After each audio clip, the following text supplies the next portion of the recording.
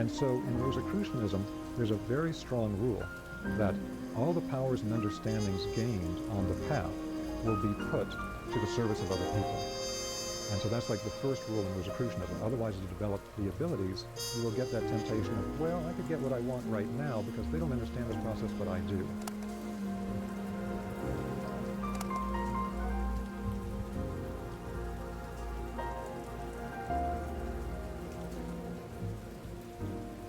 There are many different spiritual systems in the world that have different types of initiation programs that a person goes through. And the Rosicrucian system is one that's been very influential in the West, but actually it's sometimes hard to get information about what their actual system of development is. What do we actually mean by initiation or an initiate? Because the terms are used very generally in modern metaphysical circles. But if you look at people that are being presented as initiates, they are often extremely different. One technical part of this is actually the structure of their consciousness and the structure of their subtle bodies can be quite different from one to another, although they're being presented as initiates within different systems. There are three different aspects of initiation or becoming an initiate. In one of these, what is actually being illuminated begins with the thinking process, with actually knowing about non-physical realities, knowing about the greater spiritual realities that we come from, and the spiritual depths of oneself. This is linked to the spiritual centers inside the head. And this is also linked to the illumination of the thinking process, so that with this process we actually know consciously the structure of the spiritual worlds, how we interact with them, how they influence us on a daily basis. And within this Rosicrucian system, that would technically be known as an initiate, someone that actually understands the systems. In this path of illumination, we find that everything is a thought form from the mind of God, and all those thought forms have a pattern to them. And the current term that we use for understanding those patterns is sacred geometry. So sacred geometry is a universal science for understanding the patterns of creation at every level. And so no matter what tradition you study with, they will work with sacred geometry. Because the sacred geometry at the highest level is a pure, packed thought form from the mind of God that shows you the pure pattern of everything that's manifested from it. Now the next level is that of the clairvoyant. And from one perspective, we could say this is linked to the illumination of the heart and the feeling life. The Rosicrucians talk about a process within an initiation in which at a certain point, when the heart becomes open and unarmored, and we cultivate this feeling of unconditional love, there is an ignition of a kind of spiritual spark within the heart. And what happens then is that they describe it as an etheric rose light that rises from the heart and moves up to what's commonly called the third eye center. And with that rose etheric stream, it enters into the centers in the head, that area that is technically at the third ventricle of the brain, and was known as the cave of Brahma in the Indian teachings. This is a particular area that's open in the head that has a space between the pineal and pituitary glands. And as this space becomes illuminated, it leads to direct spiritual vision. So the third aspect here is that there's also the cultivation of action or of the will. And this is linked to the belly, or what in Japan they call the hara, or in Chinese alchemy they call the lower dantian, the lower will centers here. And through the action or willing form of illumination, one is able to take action esoterically, be able to actually use non-physical realities to change things on the physical plane. Now, at the most extreme form of this, we have things like actual physical alchemy and a transmutation of one physical substance to another.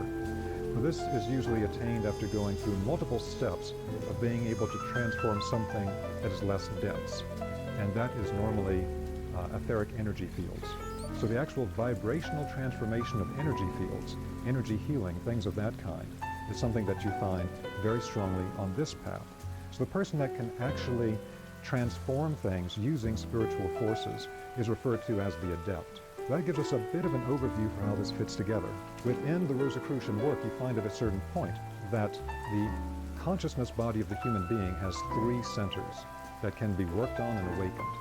And those three centers are around the head, the heart, and the hara. And this is really a universal teaching. If you study with the Buddhist, they'll talk about the thought, speech, and action. If you study with Sufis, they'll talk about the head, the heart, and the hands. all these different traditions are working with the same concept. If you studied Chinese medicine or Chinese internal alchemy like Qigong, you'll know that they have the upper, middle, and lower Dantian. They refer to these as elixir fields, because when we understand what these actually are energetically, they are a kind of spiritual elixir field that we can work in and illuminate the forces of.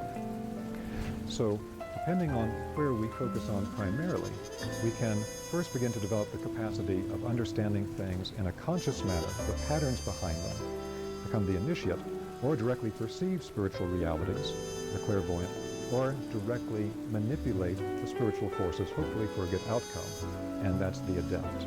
Initiation is really a process of becoming aware of who am I, why am I here, where do I come from, and how do I develop a process by which I can become more self-aware and accelerate my process of development. Along the path of initiation, as you begin to understand processes other people don't understand, there can be the temptation to use that knowledge to manipulate other people, or to manipulate all types of things. Let's say you understand psychology and somebody else doesn't. You can manipulate them with all types of things in neurolinguistic programming and things of that kind. What words do you use? What tonality do you use? How do you present the information? You can manipulate them all over the place. And so in Rosicrucianism, there's a very strong rule that all the powers and understandings gained on the path will be put to the service of other people. And so that's like the first rule in Rosicrucianism. Otherwise, if you develop the abilities, you will get that temptation of, well, I could get what I want right now because they don't understand this process, but I do. So initiation and inner alchemy. Alchemy has to do with the transformation of something from a base state to a higher state. But there's an important thing that's hidden in that, which is that the base state has to exist first. You're turning lead into gold, but there had to be the lead there first to create the gold. So this means that hidden within, all types of lower structures are the seed of its full fruition, very much like the classical illustration of the caterpillar and the butterfly. You don't know looking at a caterpillar that over time its entire structure has laid within it the ability to become a winged butterfly. But it's the exact same thing in the human being. So we develop the physical body. We develop the body of life force. We develop our consciousness. But then we come to the point of developing our self-awareness, the I am presence. And that's where we are today. Human beings have developed this, and now we're at this critical point of developing the I am self-awareness. Now the inner alchemy of this is that once we have developed that fire, and this is represented in esoteric Christian tradition as the flame above the head of the disciples at Pentecost. It's a literal flame that ignites a spiritual structure that moves in a vertical axis through the human body. And at this energy center above the human head, it illuminates to be the center of the Holy Spirit within Christian depictions. But I've worked with people from many other religions that know all about this first center above the head and its ignition into higher consciousness. So as we develop that aspect of ourselves can now illuminate with light and transform with the fire the lower bodies. That means that then we can train our I am spiritual self-awareness to actually transform our consciousness to a higher level. It's an alchemical transformation of the consciousness to become something different of a higher nature.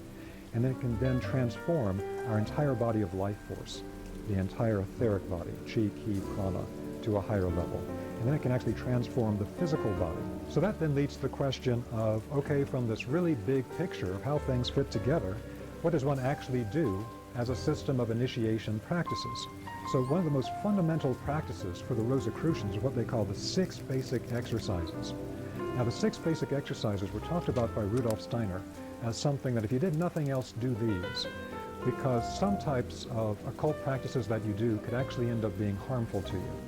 But any of those harmful effects could actually be neutralized if you practice the 6 basic exercises.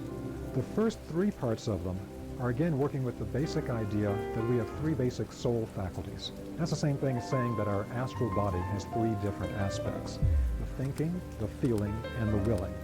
Thought, speech, and action for the Buddhist, head, heart, and hands for the Sufis, upper and middle, lower Dantian for Chinese Taoists, etc. We have these 3 primary centers: thinking, feeling, and willing.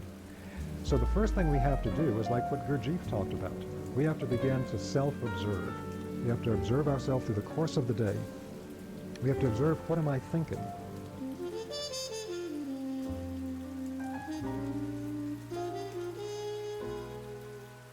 words do you use? What tonality do you use? How do you present the information?